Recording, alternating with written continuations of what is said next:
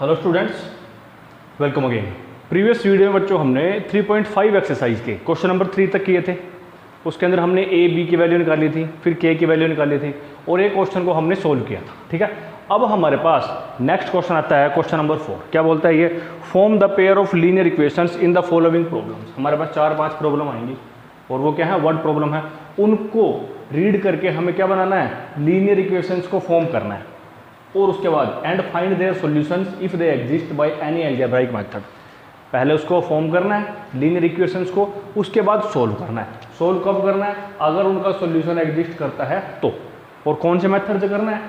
Any algebraic method, कोई भी एक अलजेब्राइक मेथड।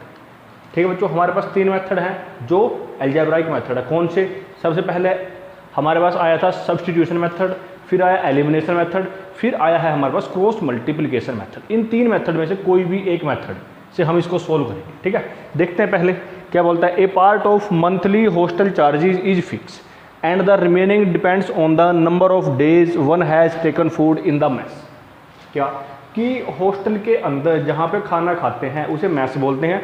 उस मैस का जो रेंट आता है, उसका जो चार्जेज आता है, वो 2 तरह से डिवाइड है।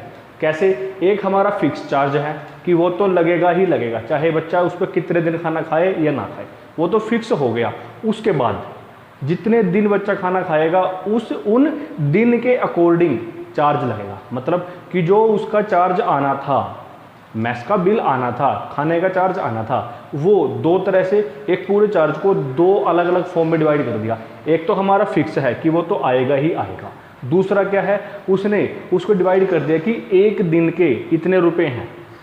ठीक, उसके बाद अगर 2 दिन खाएगा तो वो एक्स तो फिक्स है हमारे पास, जो फिक्स चार्ज है। सेकंड हम उसको कुछ भी ऐड कर लेते हैं, सपोज वाई ऐड कर लेंगे। तो अगर एक दिन का वाई है तो 2 दिन के 2 वाई है, 3 दिन के 3 वाई है, 4 दिन के 4 वाई है, 5 दिन के 5 वाई है। एक्स तो हमारा फिक्स है। तो बस ये बात पे डिपेंड करेगा, ये जो बिल आता है उसको इसने 2 अलग अलग बेसिस पे डिवाइड कर दिया। एक क्या है? हमारा फिक्स चार्ज है, एक चार्ज जो कि हमारा फिक्स है। दूसरा हमारा डिपेंड करता है number of days one has taken, कि भाई एक दिन में, कि भाई कोई भी इंसान कितने दिन खाना खाता है, कोई भी स्टूडेंट मैथ्स के अंदर जितने दिन खाना खाएगा उसके अकॉर्डिंग चार्ज आएगा। देखिए क्या है, व्हेन ए स्टूडेंट एक कोई भी स्टूडेंट है, नाम नहीं लिखा, ए ही बोल दिया, कोई प्रॉब्लम नहीं है। टेक्स फूड फॉर 20 डेज, इसने कितने दिन खाना खाया? 20 डेज खाना खाया। सी हैज़ टू पे ₹1000, और कितने रुपए पे करने पड़े? 1000 rupees as the hostel charges. अब जो 1000 रुपये दिए उसने 20 दिन के दिए। इन 20 दिन में एक फिक्स चार्ज है, दूसरा हमारे पास उसकी पर डे की कॉस्ट भी है। तो 2 चीज़ है हमारे पास, दोनों को लेट कर लेते हैं हम। लेट फिक्स चार्ज, ये हम क्या लेट कर लेते हैं? इसको एक्स लेट कर लेते हैं, चार्ज है तो रुपीज में आएगा। और दूसरा क्या लेट करेंगे? Cost per day, cost of food per day. तो ये क्या आएगी हमारे पास? इसको वाई रुपीज लेट कर लेते हैं। अब एक स्टूडेंट है ए, उसने कितने रुपए पे किए? 1000 रुपये। अब जो ये 1000 रुपये हैं, ये 2 अलग अलग तरह से डिवाइड है। एक तो इसके अंदर फिक्स चार्ज है, फिक्स चार्ज तो हमारा एक्स है, और कितने दिन खाना खाया? 20 डेज खाना खाया। और एक दिन का चार्ज कितना था? वाई रुपये। तो 20 डेज का क्या आएगा? 20 वाई आ जाएगा। ये आ जाती है हमारे पास इक्वेशन नंबर 1। फिर ऐसे ही एक दूसरा स्टूडेंट है, नाम क्या है उसका? Whereas A student B student है, who take food for 26 days. इसने कितने दिन खाना खाया? 26 डेज एंड पेज ₹1180। और इसने कितने रुपए पे किए? 1180 रुपीज़। इतने रुपए पे किए। अब इसके जो रुपीज़ हैं ये भी 2 तरह से डिवाइड होंगे। उनमें एक फिक्स चार्ज होगा, दूसरा हमारा cost of food per day आएगी। तो वो हमने क्या लेट कर रखी है? वाई लेट कर रखी है। कितने दिन खाना खाएगा ये? 26 डेज। तो ये आ जाती है हमारे पास। इसको हम लेट कर लेते हैं इक्वेशन नंबर 2। अब बच्चों ये 2 इक्वेशन आ गई। अब इनको हमें क्या करना है? सोल्व करना है किसी भी अलजेब्राइक मेथड से। अलजेब्राइक मेथड मैंने आपको बता दिया, सब्स्टिट्यूशन मेथड है हमारे पास, एलिमिनेशन मेथड है, और इसी एक्सरसाइज में करके हटे हैं क्रॉस मल्टीप्लिकेशन मेथड। तो आपको ये खुद करना है, किसी भी एक मेथड से आप लोग इसको कर सकते हैं। ठीक, कर लेना आप लोग से।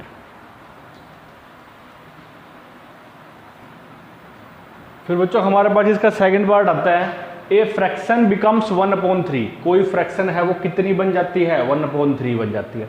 बन जाती है इसका मतलब हमारे पास पहले से फ्रैक्शन है, उसके बाद ही कुछ बनेगी। वो हमारे पास पहले से अगर फ्रैक्शन है तो वो हमारे पास न्यूमरेटर और डिनोमिनेटर की फॉर्म में आएगी। हमारे पास ना तो डिनोमिनेटर है और ना ही न्यूमरेटर है। लेट कर लेते हैं, तो हमारे पास क्या आता है बच्चों, लेट न्यूमरेटर ओ फ्रैक्शन। फ्रैक्शन का न्यूमरेटर लेट कर लेते हैं हम, क्या आ गया हमारे पास, x आ गया, and denominator of fraction, denominator of fraction, ये क्या लेट किया हमने, y लेट किया। अगर न्यूमरेटर भी है और डिनोमिनेटर भी है तो हमारे पास फ्रैक्शन क्या बन के आएगी, न्यूमरेटर अपॉन डिनोमिनेटर। ये फ्रैक्शन है बच्चे जो हमारे पास ऑलरेडी है, जो कि इनडायरेक्ट वे में है हमारे पास। अब हम इसमें कुछ ऐड सब्ट्रैक्ट करके इसको बनाएंगे। अब देखें, ए फ्रैक्शन मीन्स ये जो फ्रैक्शन है ये बिकम्स बन जाती है, डायरेक्ट ए टी के ऊपर चलते हैं। ये जो फ्रैक्शन है हमारे पास बन जाती है, कितनी बन जाती है, 1/3 बन जाती है। कब बन जाती है, when 1 is subtracted from the numerator. जब इस फ्रैक्शन के न्यूमरेटर में से हम 1 सब्ट्रैक्ट करते हैं तब हमारे पास ये 1/3 बन जाती है। बन गई हमारे पास when 1 is subtracted from the numerator. ठीक, अब क्या करेंगे, क्रॉस मल्टीप्लाई करा दो यहाँ से, 3x ये लिख दो एक बार यहाँ पे, 1 × y। सोल्व करेंगे हमारे पास आएगा 3x - 3 = y। इसको भी हम स्टैंडर्ड फॉर्म में लिख लेते हैं ऐसे, ये इक्वेशन नंबर 1। ये आगे हमारे पास सेकंड केस में क्या बोलता है, एंड इट बिकम्स, एंड और इट मतलब वही कौन थी, फ्रैक्शन थी। कौन थी वो, x/y थी। दोबारा वही जो फ्रैक्शन है हमारे पास x/y, इट बिकम्स 1/4। अब सेकंड स्टेज में कितनी बन जाती है वो, 1/4 बन जाती है। कब बनती है, व्हेन 8 इज एडिड, 8 को ऐड कर दो। कहाँ ऐड करना है, उसके डिनोमिनेटर में। उसके किसके डिनोमिनेटर में, फ्रैक्शन के डिनोमिनेटर में। फ्रैक्शन कौन थी, x/y थी। तो यहाँ पे इसके डिनोमिनेटर में 8 ऐड कर दो। तो बच्चों अगर ऐड करेंगे तो ये 1/4 बन जाएगी। फिर वही क्रॉस मल्टीप्लाई कराओ तो देखते हैं हमारे पास क्या आता है, ये 4x, यहाँ पे y + 8। इसको शिफ्ट कराएंगे तो हमारे पास क्या आएगा, 4x - y = 8। ये आ जाती है हमारे पास इक्वेशन नंबर 2। ये 1 है और ये 2 है बच्चों। सोल्व करना है किसी भी एक मेथड से। क्या करें हम, यहाँ पे हम इसको एलिमिनेशन से सोल्व करते हैं। एलिमिनेशन में क्या ध्यान रखते हैं, x या y को एलिमिनेट करेंगे, ध्यान में क्या रख के, उसके कोफिशिएंट को इक्वल रख के। y को कर देते हैं -1, कोफिशिएंट है, यहाँ भी -1 है, दोनों सेम साइन है तो सब्ट्रैक्ट करेंगे हम। ये कर देते हैं बच्चों, equation number 1 minus equation number 2। 1 है हमारे पास 3x - y = 3 and 4x - y = 8। Sign change करेंगे बच्चों, क्यों, क्योंकि सब्ट्रैक्ट कर रहे हैं। y से तो y कैंसिल आउट, यहाँ क्या बच जाता है, -y, और यहाँ बचता है -5, माइनस से माइनस उड़ जाता है। तो हमारे पास y की वैल्यू आ जाती है 5। अब इस y की वैल्यू 5 को इक्वेशन नंबर 1 या 2 में कहीं भी पुट कर दो तो हमारे पास x की वैल्यू आएगी। पुट वैल्यू ऑफ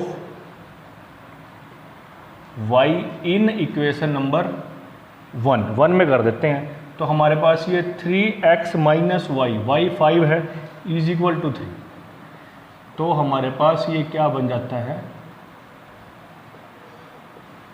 ये बन जाता है बच्चों हमारे पास। एक बार देखें दोबारा क्या बोल दिया इसने, फ्रैक्शन है हमारे पास x/y। जब हम 1 सब्ट्रैक्ट करते हैं न्यूमरेटर में से तो 1/3 बनती है। तो 3x - 3 = y लेके चले गए, यहाँ आ गया। फिर हमने क्या किया, डिनोमिनेटर में 8 ऐड किया तो 1/4 आ गया। तो 1/4 आएगा तो 4x, y और 8, तो ये आ गया हमारे पास।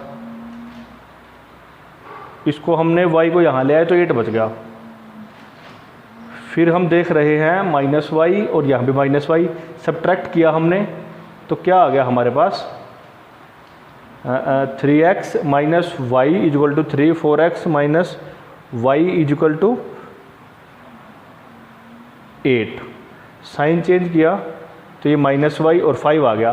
5 को पुट करते हैं यहाँ पे, सॉरी यहाँ पुट करते हैं तो -5 8, यहाँ करते हैं 13, नहीं बने भाई बात। यहाँ बच्चों हमने गलती कर दी, वैल्यू हमारे पास किसकी आई थी, x की वैल्यू आई थी, यहाँ पे हमने y लिख दिया, तो x की वैल्यू आ चुकी है 5। इस x की वैल्यू को पुट करेंगे क्वेश्चन नंबर 1 में, तो हमारे पास देखते हैं क्या आता है। तो यहाँ से सोल्व करके हमारे पास y की वैल्यू आएगी, क्या आती है 3 × x, x is 5 minus y is 3, तो this is 15 minus y is equal to 3, so this is this and minus minus cancel out हो जाता है, y आ जाता है 12। अब बच्चों ये आ गया हमारे पास x और y, x क्या था न्यूमरेटर था, y क्या था डिनोमिनेटर था, तो दोनों आ चुके हैं। अगर दोनों आ चुके हैं तो फ्रैक्शन भी आ चुकी है, लिख देते हैं 10 न्यूमरेटर पूरा लिखना आपको, ओ फ्रैक्शन कितना आ गया x आ गया, x कितना है 5 है, एंड डिनोमिनेटर ओ फ्रैक्शन ये कितना आ गया 12। अगर ये आ जाते हैं देन रिक्वायर्ड फ्रैक्शन, क्योंकि उसने तो फ्रैक्शन ही पूछी है हमारे से, कितनी आ जाएगी 5/12, ये आंसर है।